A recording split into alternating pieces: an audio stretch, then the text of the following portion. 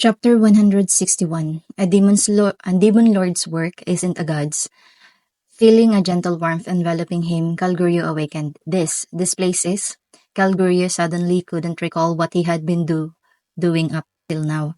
A silver-haired shoujo, who looked around 10 years, angelic smile on her face, seemed to be working on something. Looking around, his fallen comrade, whom he was uncertain, but probably Krishna, had the girl's hand raised over them, and from her palm a rainbow-colored light imbued into them. After a while, that person, who was Krishna after all, opened his eyes and their gaze met. However, he seemed as confused as he was when he had just awakened and couldn't comprehend the situation. The silver-haired girl didn't notice Kalgoryo and Krishna waking up and continued on repeatedly with her work. When she had completed her work on about 100 individuals in the room, satisfied, she nodded her head and faced Kalguryo. Yo, you're awake now? How do you feel? Can you recall your name? The girl spoke with a casual tone. However, no discomfort was felt. The shoujo's lovely appearance was one reason, the other being the girl's presence that quenched any rebellious thought against her. The perplexed Kalguryo looked at his comrades. Huh? Was it a failure? I was certain the ritual was a perfect success. The shoujo had a troubled expression on her face. Apparently, they were subjected to some sort of ritual, but their bodies didn't feel normal. If he must say something, he couldn't seem to muster any strength. After confirming this, suddenly he recalled they had invaded Tempest and are currently at war. Where's the demon? What happened to that red-haired demon? Have we survived? Shouted Kalguryo. With this statement, the others had finally regained their memories and realized the abnormality of the current situation. Certainly, Kalguryo and company should have been slain by the demon Diablo. Kalguryo remembered how all his attacks were in vain, and the demon Diablo, with his hands like a sword, pierced and crushed his heart. That was why Kalguryo his situation of being alive. Oh, did you remember? Do you remember your name? While nodding in reply, my name is Kalguryo, Corps Captain of the Empire Armored Corps. I was entrusted as the supreme command of this operation. Since the contents of said operation is classified, I can't explain about it here. Please forgive me. Besides that, are you the one who saved us?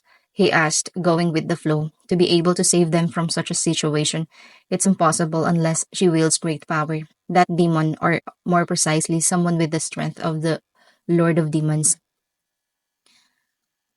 The end note translates into King of Demons, but since means Demon Lord, so I used Lord instead of King.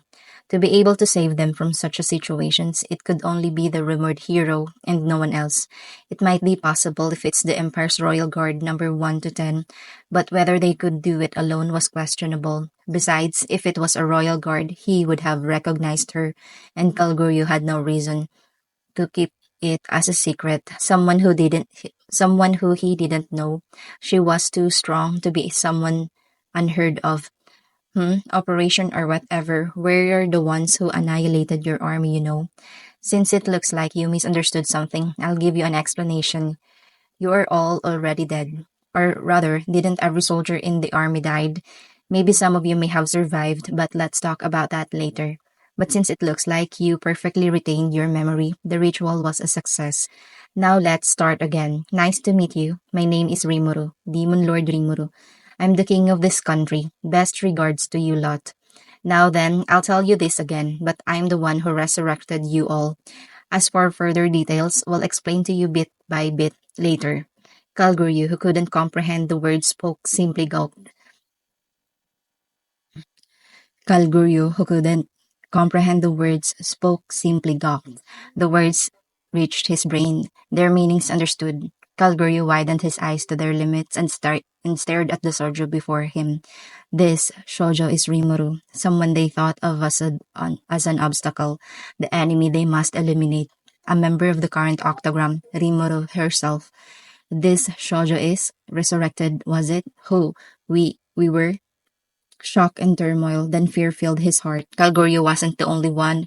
Everyone who was revived had the exact same reaction. It would appear some time is needed until the chaos settles down. Next scene. Casting a side glance at the confused Calgurio and company, I had exited the test. The 100 individuals, those slain by Diablo, are the Corps' supreme commander and his advisors, so to speak, the ones with the highest authority in this invasion. I had methodically tried out a resurrection method, and the effects were perfect. Wait. Of course, this is an order for them to take responsibility. And so, there's a heavy barrier lockdown around the tent and it is under Soy surveillance. It's impossible to escape. Well, even if I called it a resurrection, it is only a temporary one. There is no reason for me to return the souls I have taken. They were the one who attacked us, so their death was them reaping what they sown. However, for various reasons, I've decided to perform the resurrection ritual. This ritual only grants someone a temporary life. After the incident of Sean's death, Wisdom King Raphael had been smoothly analyzing the soul. The raw materials of the soul, jewel, taken from Clayman are human souls. In terms of energy, it's equivalent to 10,000 human souls. However, this strength carries with it a time limit and could burn off strength to provide amplify strength for an instant. In fact, according to Wisdom King Raphael's analysis, 100 human souls could be fused to make a jewel that could increase strength for an instant. Comparing it to its name, it wasn't that great an item. It's probably similar to doping. However, I think relying on such a thing would not fare well in the future. So I simply decomposed it into souls. And since we would simply revert the process, the souls were used in research, not limited to humans. All souls have quality and quantity. Quality aside, the souls of plants and animals contain very little energy. Compared with that, a human soul contains an immense amount of energy. It was confirmed that everyone would have the same equal amount of energy. And to actually utilize the energy of the souls, this was referred to as soul force. The information engraved onto the soul would become the origin of its powers. Then, does the energy directly engrave the information onto the soul? That's not it.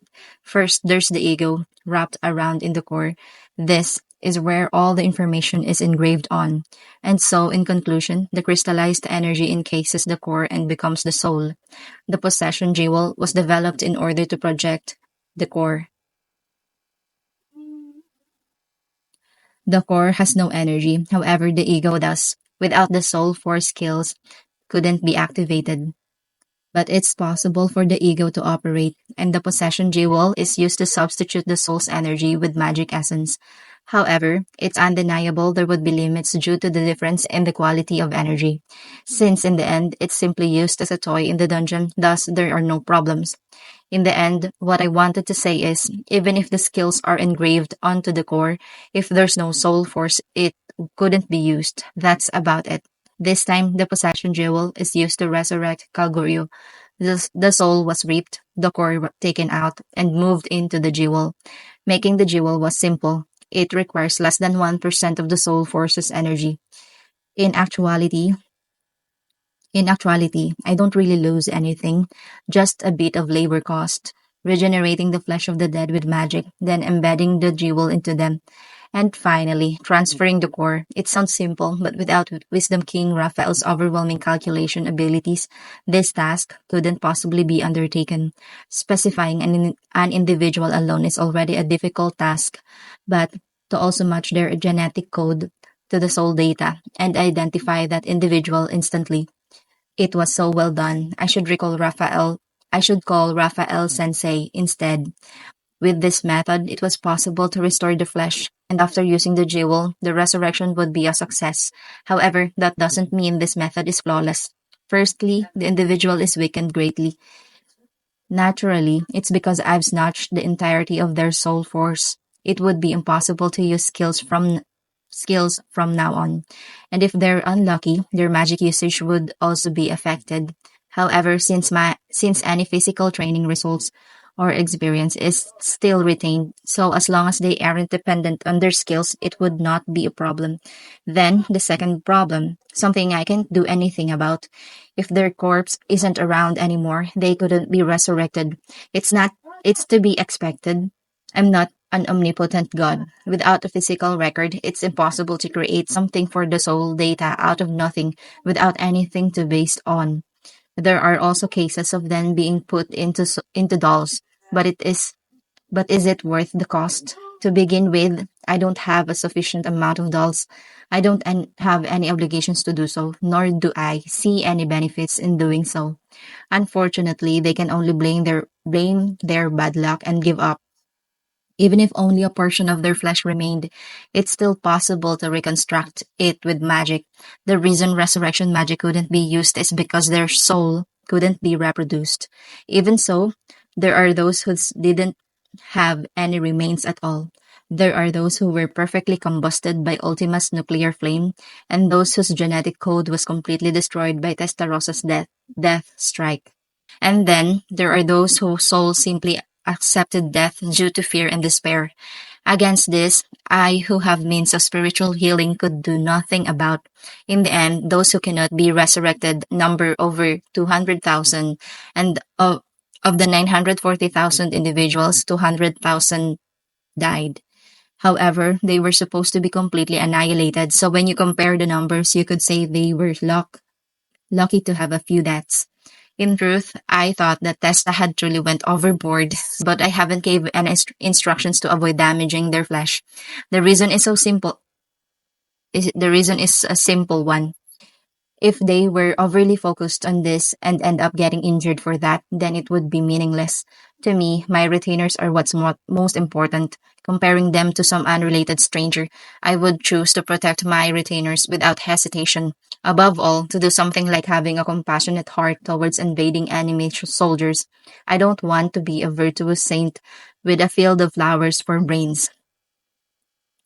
The end note, probably meaning being nice to everyone, like those protagonists in crappy anime. And so, even though there are some that couldn't be resurrected, that's besides the point. That's probably not it, but since I still retain the sensitiveness of someone in a peaceful country,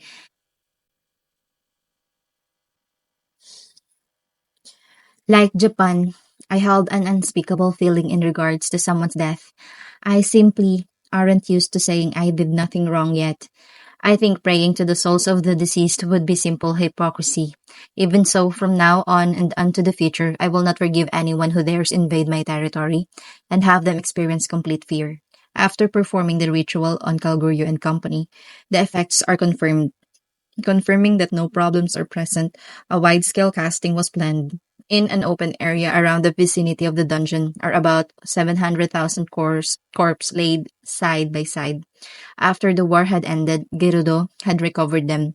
The victims of the first battle has also been transferred and recovered. The bodies laid down here are all victims of this battle.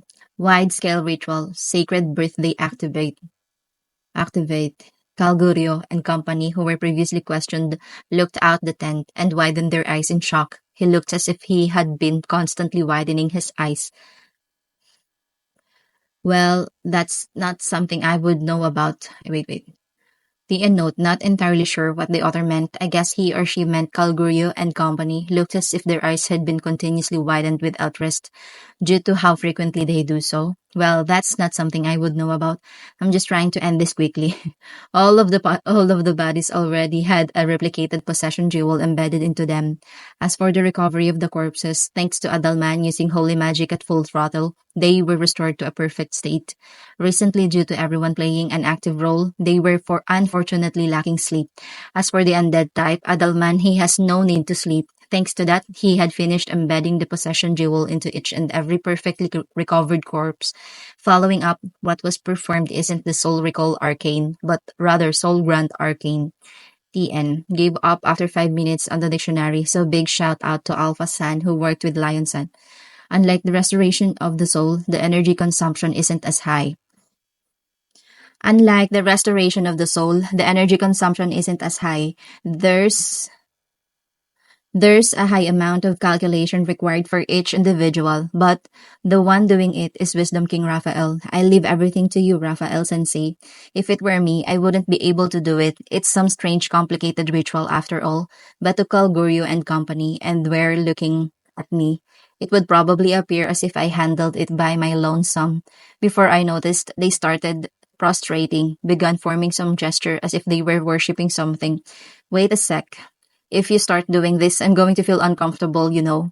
However, I didn't voice out my complaints until the ritual ended. And so, with that uncomfortable feel for one day and one night, I've performed the Arcane Soul Grant onto about 700,000 people. On the next day, meals were served to the resurrected. There was a mass panic right after the resurrection.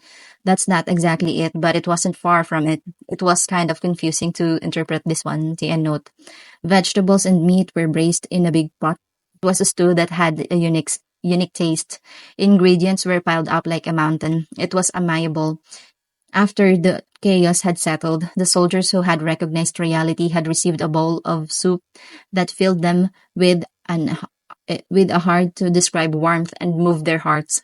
The tension in the air had dissipated, and they had forgotten the hunger of their stomachs. They had already been killed once by the subordinates of the demon lord. They had confirmed and understood this. However, they are now alive. The demon lord had called it a temporary life. Feel at ease. If you wish to lead a normal life, you would feel no inconvenience. You could fall in love and start a family, even have kids. However, taking any actions that would be demerit to Tempest would be restricted. A curse has been casted into the jewel, preventing them from ever taking hostile actions ever again. They've they've seemed to have acknowledged this. After everyone has resurrected and the chaos had subsided, I've informed them of this. However, such a curse is probably unneeded. Calguryo looked convinced. The unnote, of course, it's unneeded. They're practically worshipping, you now, you silver-haired lollygod. Nobody would want to take such foolhardy actions twice. When Veldora caused a great disaster several hundred years ago, the results were fear being spread around, but with the whole city razed and every resident annihilated, it's compared to a calamity that man could possibly manipulate. And so what about it? There were horrifying tales, but nobody ever doubted their chances of defeat. Alternatively, if there were a large number of survivors, the rumors of how this land could never be invaded would spread even further. In that regard, it would definitely happen this time. That is because they have been revived after experiencing death once, not in the hands of God, but a demon lord. The foolish them had the feeling they had experienced a growth. No, to begin with, was she really a demon lord? Kalguryu couldn't help but pondered over this question. Overnight, Krishna and the others had changed their target of worship to the demon lord, since he was the one who started worshipping the demon lord first, so he can't really complain about it. The demon lord said a temporary life, but in reality, there aren't any problems. True, since abilities could no longer be used, and using magic has become laborious. However, his well-trained body still responded to his will. Their bodies would age, they would soon meet their end. They were allowed to live. Everyone was so thankful and in awe. No one held any hostility towards the demon lord Rimuru. However, there's another problem. Should they return to the Empire, the opinions were split. There were some that said they should return once first. There were also some that said they should simply relocate to Tempest. This has led to clashing opinions. The underlying reason for both sides were understandable. Those with families in the Empire would naturally opt to return. However, if they simply returned irresponsibly, they would invoke the Demon Lord's displeasure. Since they had received mercy, they should comply to the Demon Lord's demands. Right when Kalguryu wondered what to do, he received a call from the Demon Lord. When he was called, he saw several advisors alongside the demon lord. Kalguryu presented a humble attitude. Do relax yourself. I've came to consult about something with you today. Saying such, the demon lord Rimuru, the lovely shoujo, had made an evil smile. To conclude the talk, the demon lord's orders were she couldn't allow their return just yet. There were conditions attached to this, of course. Currently, the Empire and Tempest were at war. Since the war hasn't ceased, acts of battle would still continue. Since they didn't write any wartime treaties, the concept of prisoners of war didn't exist. Since the Demon Lord was the one who resurrected them, they didn't think of rebelling. Let alone that, the war is currently ongoing. Under these circumstances, they couldn't release them. Kalguryu was pretty convinced about this. Even if Kalguryu and company couldn't directly attack the Demon Lord, they could still possibly be mobilized as backline supports. And so until the war has ended, they are ordered to live in Tempest. I then told them this: the food doesn't come for free. We could cover meals for 300,000 people, but if it's 700,000, we're going to need to import from other countries. And so pay for your food bills with labor. And that's how it is. As one can see, this was reasonable. General Girodo was introduced, and under his supervision, they would begin constructions. The plan is for them to build an industrial city that could house over 300,000 residents. Since mining for iron ores and such and then transporting it to the capital is inefficient, we ordered them to build a city at the foot of the mine. The honest, straightforward General Gurudo easily accepted. If not, if anything, if anyone wants to live here after the war, then you better work hard on the town. You all seem greedy. That's just what I need. Why don't you mass produce cars in the industrial city, focus on functionality and development, and make a lot of profit? Looking at the smiling demon lord, Kalguryu realized he had no right to decline. He couldn't quite understand what was said to him, but he understood she held expectations for him. His heart felt elevated, but also slightly puzzled. He wasn't dissatisfied, however, this meeting wasn't something thought of on a whim. It was a mysterious feeling of watching monsters obey by their own free will. Build a town. Following this order, the laying of rails began. Gerudo showing was smiling at the great timing since he was just short on manpower. Since he had led a corps and thus was proficient at assigning roles, it could be simplified as such. What's with this country? This came to mind for a second. However, since this was something disrespectful to the demon lord, so he hastily casted aside his thoughts. Soon, Kalguryu would be worked so hard he had no time to think of complaints. Although it would appear the person in question hasn't realized this yet. Just as Kalguryo had left, Diablo had entered. Preparations are proceeding as planned, my master. Was returned to Diablo's words. Once it witnessed the total annihilation of the Empire's forces, a frightened mouse scampered back. And so, the Empire's armies are completely razed, in every sense of the word, would be the thought. Krishna had came and confessed that the Emperor had tried to contact him with an emergency line, and I left it to Diablo. The corpse of the woman called Miranda wasn't discovered. No doubt she's the mouse. Yuki's spy. It's likely she's one of Cerberus' head. It's also likely it's also likely that Kalguryu didn't realize Miranda's thought guidance. Using tricks like that of a fraudster, she simulated his avarice nature. It would seem Calgary himself wasn't even aware that Miranda had probably foresaw Calgary's defeat and escaped, and Diablo, who was in charge of surveillance, had oversaw this. And at the outskirts, there is Zoe, who is responsible for surveillance there. So in the end, there's no escape. She was probably trying to report intelligence to the Emperor and Yuki, and thus had escaped. If this information could bring about peace, then that would be great. However, if they continue this war, we would crush them completely, especially Yuki. If he escapes, then things are going to get messy. If we will reconcile with the Empire, then we're definitely demanding custody of Yuki. The war's still ongoing, and let's hit them as hard as we can while we still can. This defensive war is our complete victory. We've managed to convince Calgurio with a plausible explanation like food expenses and threatened him a bit. The actual damage we've taken is minimal, thanks to the large amount of recovery potion pasted. Certainly, there are only memories of pain. Other damages include the part of the forest being logged, but we managed to attain one God class equipment and three sets of legendary class equipment, not to mention the souls of 940,000 individuals I now have. As said previously, it's our complete victory. I'm still thinking about which one of my subordinates to evolve, but I plan to announce it in a near future announcement as a reward. Of course, only among my retainers. The war isn't over yet. I had already confirmed that there is an airship platoon of 300 vessels headed here from the sea. We can't be careless here. We shouldn't be excessively happy about a single victory, but rewards and punishments are still necessary. Even though I don't think their loyalty to me would waver even after awakening as a demon lord. Nevertheless, I would want to experiment this. After that, we'll head off to crush their air forces above the seas. Next time, it's our turn. And so after Tempest has successfully repelled the Emperor's invasion, their counterattack begins. End of chapter 161.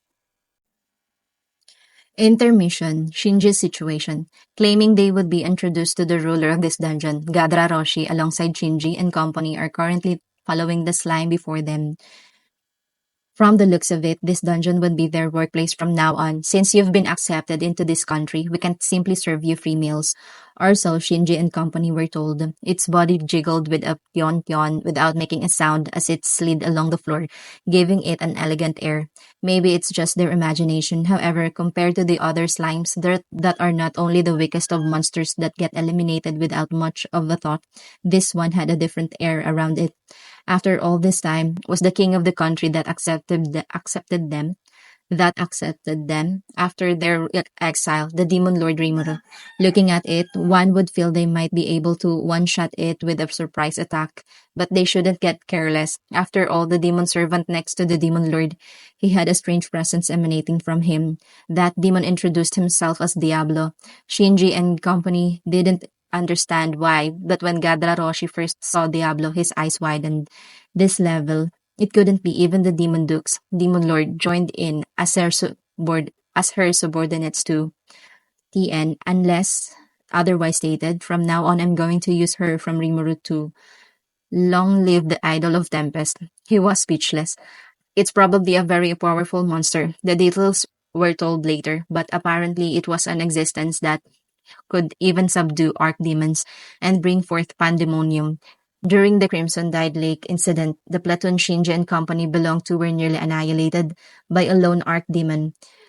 Pondering about the meaning of those words paled his face. In any case, they've got to take extreme care and made sure they never anger Demon Lord Rimuru. They nodded to each other in agreement, and so guided by Diablo, they had a walk in the dungeon. They were brought into a room and someone was there. Yahoo, I am Ramirez. Are you guys the new assistants? TN note Yahoo, as in how energetic anime girls would sometimes greet, not me, mistyping Yahoo. The the one flying around before them is a little fairy, probably about 30 centimeter tall. She looked like a cute little girl. Oh wow, is this a real fairy? Mark was like, oh, fantastic, and was shouting out in surprise and excitement. I understand how he feels. However, after that, the fairy seems to have gotten carried away from our reaction. Fufun, you guys seem promising. All right, you get a pass. However, you guys will have to work hard and follow my every absolute orders, said the hoity-toity fairy, Pipsqueak, whilst puffing out her non-existent breast. It seems Shinji has interpreted this as a child who wants to play. This dungeon truly is Makyo, he thought. The end note could mean a demonic or fantasy land or simply a terrifying place. After all, there is the immortal King Adalman and his knight, Holy Knight Alberto, and other strong individuals dwelling here. And then, there are childlike fairies playing around innocently. He wasn't certain about doing as this child had told him to. Above all, they would soon be owing a favor to the ruler of the dungeon. Mark seemed pretty happy. Unfortunately, he can possibly play with her. The ruler of the dungeon is probably someone like the immortal King Adalman. After all, it's an old friend of Gadra, Roshi, so there's no mistake. So Shinji thought. However, he had a feeling that their name Ramirez sounded familiar. Oh well, Shinji thought and was about to decline the offer. Unfortunately, we're here to meet the ruler of the dungeon and work under them. We really want to play with you, but since we have work, when Shinji was about to continue, suddenly Gadra Roshi knocked him on the head and stopped his words. Shinji didn't understand what he did wrong. Ignoring Shinji, my, why isn't this Ramirez-sama? My name is Gadra. It's truly an honor to meet you. Is he all right over there? Ha ha ha, of course. This weak fellow here has underwent training, so there's no problem. And so Ramirez and Gadra continued their conversation. And finally, Shinji remembered that Ramirez was the name of a demon lord. Mark and Shing, they too remembered after looking at Gadra and Shinji's exchange, and stood up straight rigidly towards the three who were nervously chattering. Did you guys knew without having me introducing? This is Ramirez. She is your superior. If you looked down on her just because she's small, you're going to get punished by the secretary, so watch out. Saying so, Rimuru pointed towards the person behind Ramirez who appeared without anyone realizing. That person's Beretta, Ramirez's secretary and bodyguard, looking at the doll-like masked individual. What in the? Gadra said and groaned. Apparently, Shinji and company had realized the reason why Gadra had groaned. That masked figure is probably no ordinary individual. This place, that was also a demon lord's dwelling. It truly is a makyo, where no humans lived. The first job for Shinji and company are to monitor those who had invaded the dungeon in a room. Simply that. And those attacking are their former comrades, the soldiers of the Emperor's army. They were mostly strangers, but there are a few acquaintances in the mix. It didn't feel pleasant, but those are the orders. They thought and continued their monitoring work. On the first day, the Emperor's forces advanced smoothly. However, he had questioned. The structure looked totally different from when Shinji and company first entered the dungeon. When he asked about it, of course it is. After all, the dungeon's composed of 100 components. I can easily move them around. Demon Lord Ramirez gave him an innocent reply. That fairy was also in the same room with him, watching the projection on the large screen alongside him. There weren't any surprises. Ramirez was as friendly and open-hearted as she looked. Feeling great, the tension quickly dissipated. It seems like Demon Lord Rimuru was also quite the open-hearted person, but Shinji and company were hesitant about establishing conversation. On the other hand, it was easy to talk to Ramirez since she's the one who initiates them. It seems that Demon Lord Rimuru is currently in the control room and not staying here. However, next to Ramirez was a mysterious handsome figure. He looked uninterested. He looked uninterested about our work and was reading a book. Where did he get it? For it was a manga that Shinji had read too. But how should he join in? Or rather, should he even join in at all? He had a hard time deciding, so in the end, Shinji didn't call out to him. If he could borrow it, he would probably filled with a nostalgic feeling, but if he wanted to borrow it, he's going to have to greet him first. And so the day passed with him thinking about what to do. By the way, before he began work, they were briefed. Their monthly wage was 3 gold coins. Their yearly wage was a total of 36 gold coins. And there also seemed to be bonuses as well. From these facts alone, it wouldn't feel like much. When they were working in the Empire, Shinji would naturally earn about 70 gold coins annually. Even when compared to Mark and Shing, who earned 50 gold coins a year, this was a big salary reduction.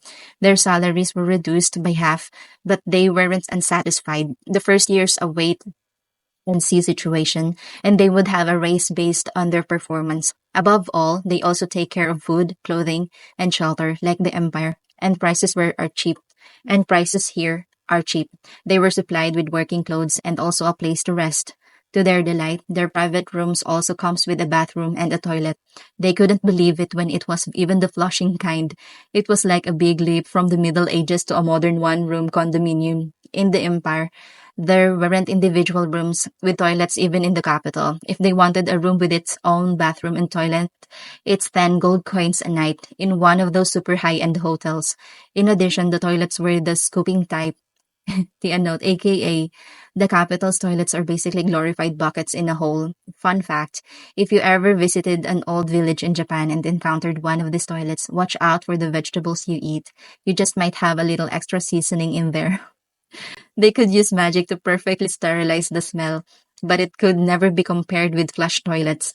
Perhaps it's because of the extremely wonderful treatment. Shinji and company were so moved their monetary issues were but a trivial matter. As for Gadra, to him this was all an imaginable convenience, hence he was at a loss for words. And then their work times are decided. They would wake up at 6 in the morning to pick up Ramirez. At 6:30 they would have breakfast at an elven restaurant. They could also enjoy a free lunch by attending to Ramirez.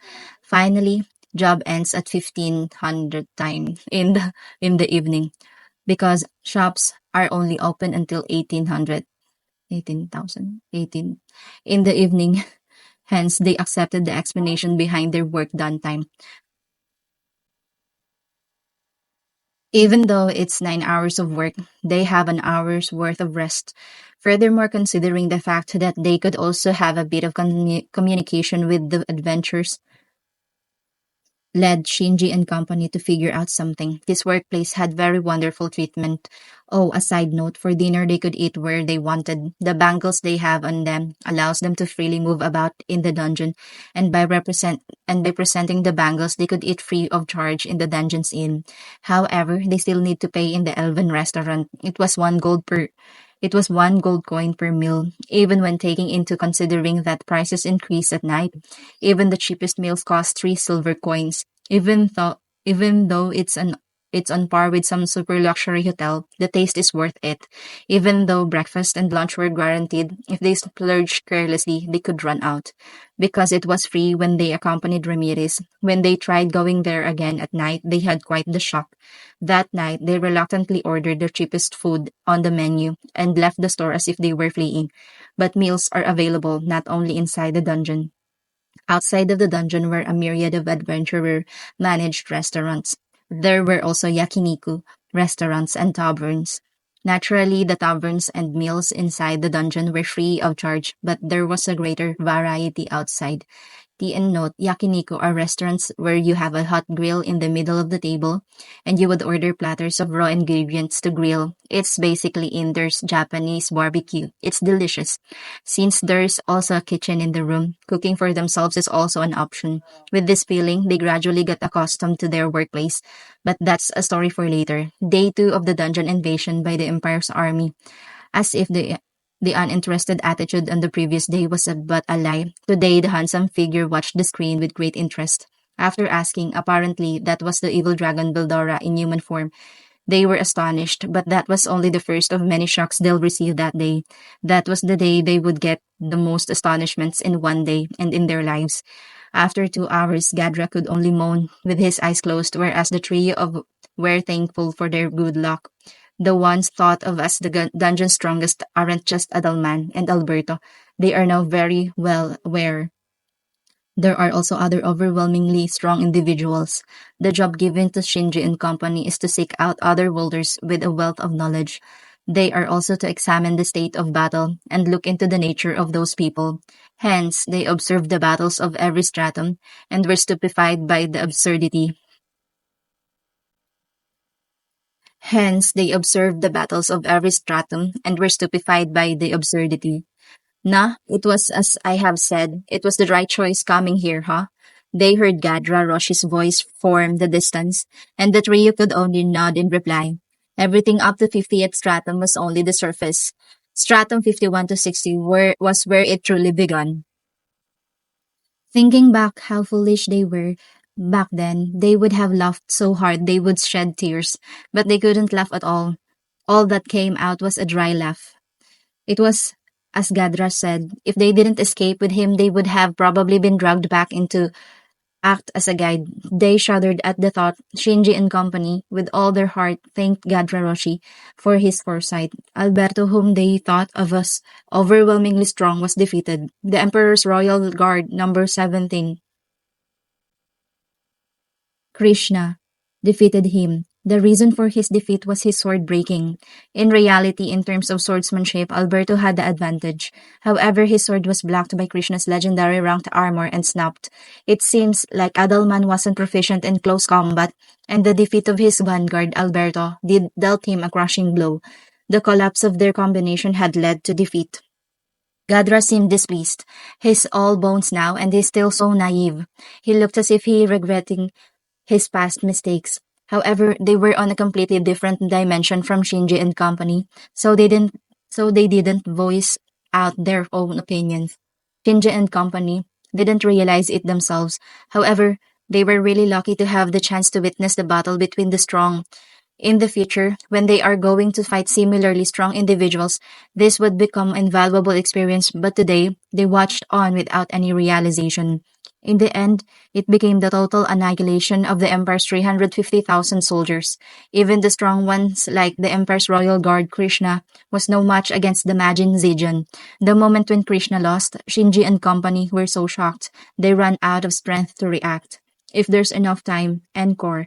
That was their state of mind. However, they once again remembered their job and decided to recommend Raymond and Michelle, whom they were acquaintances with. They were really lucky to have survived up until the end, and above all, Ramirez was really pleased they decided to break the fake bracelet. And so, their first task of seeking out new otherworlder assistance had ended without any problems. After that, Gadra Roshi had went ahead to rekindle his old friendship, and soon he grew accustomed to his dungeon management job.